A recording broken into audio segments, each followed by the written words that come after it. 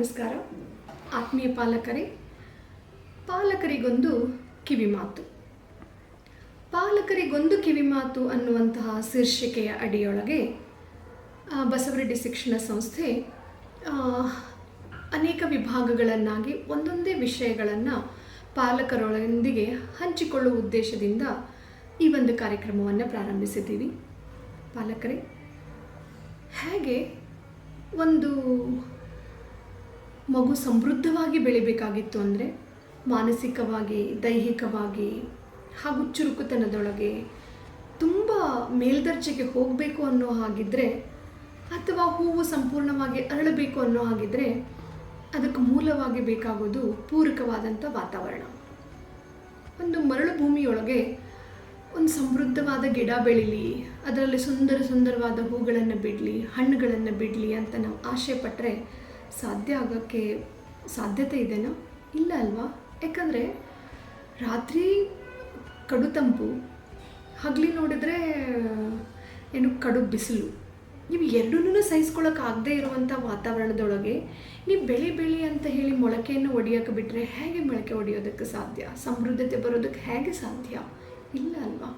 ಹಾಗೆಯೇ ಒಂದು ಮಗು ಬೆಳಿಬೇಕಾಗಿತ್ತು ಅಂದರೆ ಹೇಗೆ ಒಂದು ಗಿಡಕ್ಕೆ ಗೊಬ್ಬರ, ನೀರು, ವಾತಾವರಣ, ಶುದ್ಧತೆ ಎಲ್ಲನೂ ಬೇಕಾಗತ್ತೇನೋ ಹಾಗೆ ಮಗು ಬೆಳಿಬೇಕಾದ್ರೂ ಸಹಿತ ಒಂದು ಅತ್ಯುತ್ತಮವಾದಂತಹ ವಾತಾವರಣ ಮನೆಯಲ್ಲಿನೂ ಬೇಕು, ಹಾಗೆಯೇ ಶಾಲೆಯೊಳಗೂ ಬೇಕು. ಇದನ್ನು ಮನಗಂಡಂತಹ ನಾವುಗಳು ಒಂದು ಪ್ರಯತ್ನವನ್ನು ಯಾಕೆ ಪಾಲಕರೊಂದಿಗೆ ಕೂಡಿ ಮಾಡಬಾರ್ದು ಅನ್ನೋಂಥ ಉದ್ದೇಶದಿಂದ ಅನೇಕ ನಿಯಮಗಳನ್ನು ಹಾಕಿ ಮೊದಲಿನಿಂದಲೂ ಅದನ್ನು ಫಾಲೋ ಮಾಡ್ತಾ ಬಂದಿದ್ದೀವಿ. ಈಗ ನಿಮ್ಮೊಂದಿಗೆ ಅವುಗಳನ್ನು ಹಂಚಿಕೊಂಡು ನಿಮ್ಮಗಳ ಸಹಕಾರವನ್ನು ತಗೊಂಡು ಒಂದು ದೇಶಕ್ಕೆ ಸಮೃದ್ಧವಾದಂಥ ವಿದ್ಯಾರ್ಥಿಗಳನ್ನು, ಸಮೃದ್ಧವಾದಂತಹ ವ್ಯಕ್ತಿಗಳನ್ನು ನಾವು ರೂಪ ಮಾಡಬಹುದು ಅನ್ನುವಂತಹ ಬಹಳ ಉತ್ಕಟ ಆಸೆಯಿಂದ ನಾವು ಈ ಕಾರ್ಯಕ್ರಮಗಳನ್ನು ಪ್ರಾರಂಭ ಮಾಡ್ತಾ ಇದ್ದೀವಿ. ಪಾಲಕರೇ, ಆ ಕಾರ್ಯಕ್ರಮಗಳ ಒಂದೊಂದೇ ವಿಷಯಗಳನ್ನು ಒಂದೊಂದು ಶೀರ್ಷಿಕೆಯ ಅಡಿಯೊಳಗೆ ತಮಗೆ ತಲುಪಿಸುವಂಥ ಪ್ರಯತ್ನ ಮಾಡ್ತೀವಿ.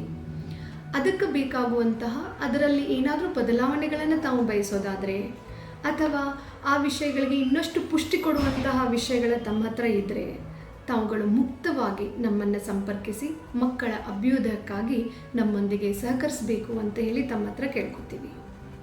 ಇಂದು ಅದರ ಪ್ರಥಮ ಸಂಚಿಕೆಯಾಗಿ ಮಕ್ಕಳ ನ್ಯೂಟ್ರಿಷಿಯನ್ ಫುಡ್ ಅನ್ನುವಂತಹ ಶೀರ್ಷಿಕೆಯ ಅಡಿಯೊಳಗೆ ಒಂದೆರಡು ಮಾತುಗಳನ್ನು ಹೇಳೋಕ್ಕೆ ಇಷ್ಟಪಡ್ತಾ ಇದ್ದೀವಿ. ಪಾಲಕರೇ, ಮಕ್ಕಳಂದರೆ ಒಂಥರ ಹೂವು ಇದ್ದಂಗೆ.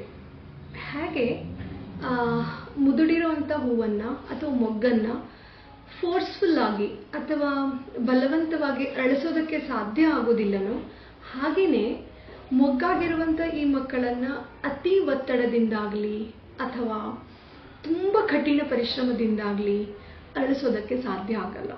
ಹೂವು ಅರಳಕ್ಕೆ, ಅದು ಸುಂದರವಾಗಿ ಹೂವು ಅರಳೋದಕ್ಕೆ ಅದರದೇ ಆದಂಥ ಒಂದು ವಾತಾವರಣವನ್ನು ನಾವು ಕಲ್ಪಿಸಿಕೊಡ್ಬೇಕಾಗಿ ಬರುತ್ತೆ. ಆ ದೃಷ್ಟಿಕೋನದೊಳಗೆ ನಾವು ನೀವೆಲ್ಲರೂ ಕೂಡಿ ಬಸವರೆಡ್ಡಿ ಶಿಕ್ಷಣ ಸಂಸ್ಥೆಯೊಳಗೆ ಕೆಲವೊಂದಿಷ್ಟು ರೂಪರೇಷೆಗಳನ್ನು ಮಕ್ಕಳಿಗಾಗಿ ಹಾಕಿದ್ದೀವಿ. ಅದರಲ್ಲಿ ಮಗು ಪ್ರಪ್ರಥಮವಾಗಿ ಬೆಳೆಸ್ಕೋಬೇಕಾಗಿರೋದು ತನ್ನ ದೈಹಿಕ ಹಾಗೂ ಮಾನಸಿಕ ಸಮಾನತೆಯನ್ನು ಮತ್ತು ಶಕ್ತಿಯನ್ನು. ಮಾನಸಿಕ ವೃದ್ಧಿನೂ ಅಷ್ಟೇ ಇಂಪಾರ್ಟೆಂಟು, ದೈಹಿಕ ವೃದ್ಧಿನೂ ಸಹಿತ ಅಷ್ಟೇ ಇಂಪಾರ್ಟೆಂಟನ್ನು ಪಡೆದುಕೊಳ್ಳುತ್ತೆ.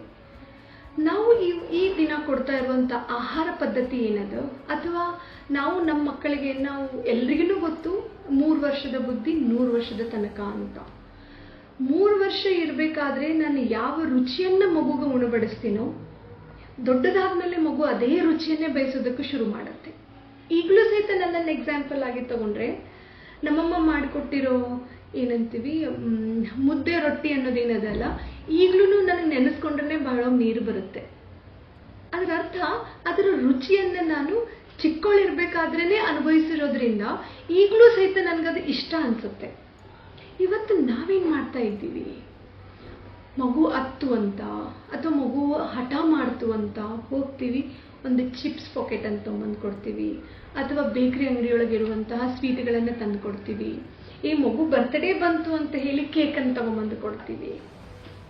ಇದರಿಂದ ಮಗುವಿನ ಬೆಳವಣಿಗೆ ಆಗಕ್ಕೆ ಸಾಧ್ಯನಾ? ಅದಕ್ಕೆ ಯಾವ ರುಚಿಯನ್ನು ನಾವು ಪರ್ಮನೆಂಟ್ ಆಗಿ ಕೊಡ್ತಾ ಇದ್ದೀವಿ ಅಲ್ವಾ?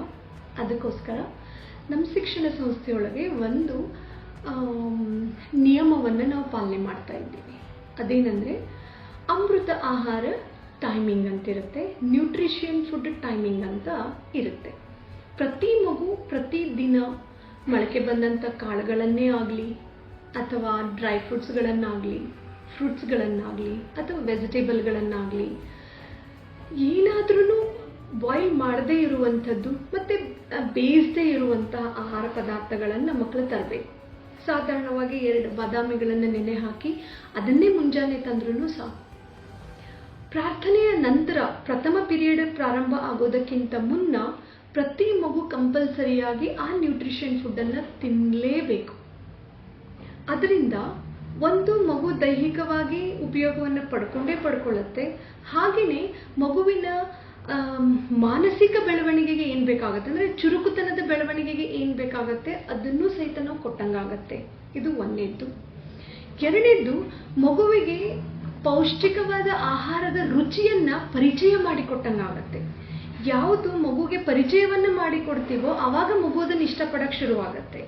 ನೀವೆಲ್ಲ ಕಲಿತಿರುವಾಗ ನಮ್ಮ ಜೋಬಲ್ಲಿ ಯಾವಾಗ ನೋಡಿದ್ರು ಸಹಿತ ಒಂದು ಉತ್ತತ್ತಿನಾದ್ರೂ ಸಿಕ್ತಿತ್ತು, ಕೊಬ್ಬರಿನಾದ್ರೂ ಸಿಕ್ತಿತ್ತು, ಬೆಲ್ಲನಾದ್ರೂ ಸಿಕ್ತಿತ್ತು, ಏನಾದ್ರೂ ನಮ್ಮ ಪಾಕೆಟಲ್ಲಿ ಸಿಗ್ತಾ ಇತ್ತು. ಇವತ್ತು ನನ್ನ ಮಕ್ಕಳ ಬ್ಯಾಗ್ಗಳನ್ನು ಚೆಕ್ ಮಾಡಿದ್ರೆ ಒಂದು ಚಿಪ್ಸ್ ಪಾಕೆಟ್ ಸಿಗುತ್ತೆ, ಕುರ್ಕುರಿ ಪಾಕೆಟ್ ಸಿಗುತ್ತೆ, ಇಲ್ಲ ಚಾಕ್ಲೇಟ್ಸ್ಗಳು ಸಿಗುತ್ತೆ. ಹಾಗಾದ್ರೆ ಇದಕ್ಕೆ ರೀಸನ್ ಯಾರು? ಮಗುವಿಗೆ ಅದನ್ನು ಪರಿಚಯಿಸಿದವರು ಯಾರು? ನಾವುಗಳೇ ಅಲ್ವಾ? ಅದಕ್ಕಾಗಿ ಪಾಲಕರೇ ನಾನು ಇಷ್ಟಪಡ್ತಾ ಇರೋದು ಇಷ್ಟೇ, ನಿಮಗೂ ಈ ವಿಷಯ ಗೊತ್ತಿರಲಿ. ಪ್ರತಿ ದಿನ ಮಗುವಿಗೆ ಮನೆಯಲ್ಲಾದ್ರೂ ಸಹಿತ ನಾವು ಶಾಲೆ ಇರಬೇಕಾದ್ರೆ ಇದನ್ನು ಕಂಪಲ್ಸರಿ ಮಾಡಿದ್ದೀವಿ. ಪ್ರತಿ ಪಾಲಕರು ಮಗುವಿಗೆ ಇದನ್ನು ಕಂಪಲ್ಸರಿಯಾಗಿ ಕೊಟ್ಟು ಕಳಿಸುವಂತಹ ಒಂದು ರೂಢಿಯನ್ನು ರೂಢಿಸ್ಕೋಬೇಕು. ಹಾಗೆಯೇ ಮಗುವಿಗೆ ಇದರಿಂದ ಏನಾಗುತ್ತೆ ಅನ್ನುವಂಥ ಪರಿಚಯವನ್ನು ನೀವು ಮಾಡಿದ್ರಿ ಅಂದರೆ ಇವನೊಂದು ದೊಡ್ಡವನಾದ್ಮೇಲೂ ಸಹಿತ 9:50 ಆಯಿತು ಅಂದರೆ ನನ್ನ ನ್ಯೂಟ್ರಿಷನ್ ಟೈಮ್ ಇದು ಅಂತ ಮಗು ಅದನ್ನು ತಿನ್ನುವಂಥ ಪ್ರವೃತ್ತಿಯನ್ನು ತನ್ನದಾಗಿಸ್ಕೊಂಡು ಬಿಡ್ತು ಅಂತ ಹೇಳಿದರೆ ನಾವು ಅತ್ಯುತ್ತಮವಾದಂತಹ ಒಂದು ರೂಢಿಯನ್ನು ಮಗುವಿಗೆ ಕೊಟ್ಟಂಗಾಗತ್ತೆ. ಎಲ್ಲ ಪಾಲಕರನ್ನು ಸಹಿತ ಇದನ್ನು ಖಂಡಿತವಾಗಿ ನಾವು ಫಾಲೋ ಮಾಡ್ತೀರಿ ಅಂತ ಹೇಳಿ ನಾನು ಅಂದ್ಕೊಂಡಿದ್ದೀನಿ. ಪಾಲಕರೇ, ಇದು ನಮ್ಮ ಬಸವರೆಡ್ಡಿ ಶಿಕ್ಷಣ ಸಂಸ್ಥೆಯ ಒಂದು ಸಾಮಾನ್ಯ ನಿಯಮ. ಈ ನಿಯಮದ ಪಾಲನೆಯಿಂದ ಮಕ್ಕಳು ಪ್ರೇಯರಲ್ಲಿ ನಿಂತ್ಕೊಂಡಾಗ ನಾನು ನೋಡ್ತೀನಿ 5-6 ಜನ ಮಕ್ಕಳು, ಸ್ಟಾರ್ಟಿಂಗಿಗೆ ಬಂದಾಗ 10-15 ಜನ ಮಕ್ಕಳು ಇರ್ತಾ ಇದ್ರು. ಒಂದು 15 ನಿಮಿಷ ನಿಲ್ಲಕ್ಕಾಗದೇನೆ ಕುಸಿದು ಬೀಳುವಂಥ ಮಕ್ಕಳನ್ನ ನಾವು ನೋಡ್ತಾ ಇದ್ದೀವಿ. ಮತ್ತೆ ಆ ಪಾಲಕರಿಗೆ ಕಾಲ್ ಮಾಡಿ, ಕರೆಗಳನ್ನು ಮಾಡಿ, ಯಾಕೆ ಮಗು ಹಿಂಗಾಗ್ತಾ ಇದೆ, ಅವನ ಊಟದ ಪ್ರವೃತ್ತಿ ಏನದ, ಅವನ ದೈಹಿಕ ಬೆಳವಣಿಗೆಯಲ್ಲಿ ಏನಾದರೂ ಪ್ರಾಬ್ಲಮ್ ಇದೆನಾ, ಮುಂಜಾನೆ ಮಗು ಏನನ್ನಾದರೂ ತಿಂದು ಬರ್ತಾ ಇದೆನೋ ಇಲ್ವೋ ಅನ್ನೋದನ್ನು ಪಾಲಕರಿಗೆ ಕರೆ ಮಾಡಿ ನಾವು ತಿಳ್ಕೊಂಡಾಗ ಮತ್ತು ಪಾಲಕರಿಗೆ ಅವೇರ್ನೆಸ್ಸನ್ನು ಕೊಟ್ಟಾಗ ಈಗ ನಾನು ನೋಡ್ತಾ ಇದ್ದೀನಿ ದಿನಕ್ಕೆ 3-4 ಮಕ್ಕಳು ಮಾತ್ರ ಹಿಂಗಾಗ್ತಾ ಇದ್ದಾರೆ. ನನಗೆ ಖಂಡಿತ ಭರವಸೆ ಇದೆ ಇನ್ನೊಂದು ವಾರ ಅಥವಾ 15 ದಿನದೊಳಗೆ ಒಂದು ಮಗುನೂ ಸಹಿತ ಬೀಳಲಿರೋದ ಹಾಗೆ ನಮ್ಮ ಪ್ರೇಯರ್ ನಡೆಯುತ್ತೆ ಅಂತ. ಪ್ರತಿ ವರ್ಷ ಯಾವಾಗ ಸೂಟಿಯನ್ನು ಬಿಟ್ಟು ಮಕ್ಕಳ ಹೊಳ್ಳಿ ಶಾಲೆಯನ್ನು ಪ್ರಾರಂಭ ಮಾಡಿದಾಗ ಇದೊಂದು ಪ್ರವೃತ್ತಿ ಶುರುವಾಗ್ಬಿಡುತ್ತೆ. ಅದಕ್ಕೋಸ್ಕರನೇ ನಾನು ಇವತ್ತು ನಿಮ್ಮ ಹತ್ರ ಬಂದಿರೋದು. ಇವನ್ ಹಾಲಿಡೇಸೇ ಬರಲಿ ಅಥವಾ ರಜೆ ದಿನಗಳೇ ಆಗಿರಲಿ, ಈ ರೂಢಿಯನ್ನು ಮಾತ್ರ ಪಾಲಕರ ಮಕ್ಕಳಿಗೆ ತಪ್ಪಿಸೋದು ಬೇಡ. ಇದರಿಂದ ಮಕ್ಕಳಿಗೆ ಒಂದು ಹೊಸ ರುಚಿಯನ್ನು, ಪೌಷ್ಟಿಕವಾದಂಥ ರುಚಿಯನ್ನು, ಅವರ ಬೆಳವಣಿಗೆಗೆ ಪೂರಕವಾದಂತಹ ರುಚಿಯನ್ನು ನೀವೆಲ್ಲರೂ ಮಕ್ಕಳಿಗೆ ಉಣಬಡಿಸಿದಂಗೆ ಆಗುತ್ತೆ. ಈ ಒಂದು ಕಾರ್ಯಕ್ರಮದಲ್ಲಿ ತಮ್ಮೆಲ್ಲರ ಸಹಕಾರ ನಮ್ಮೊಂದಿಗಿದೆ ಅನ್ನುವಂಥ ಆಶಾಭಾವನೆಯಿಂದ ಧನ್ಯವಾದಗಳು.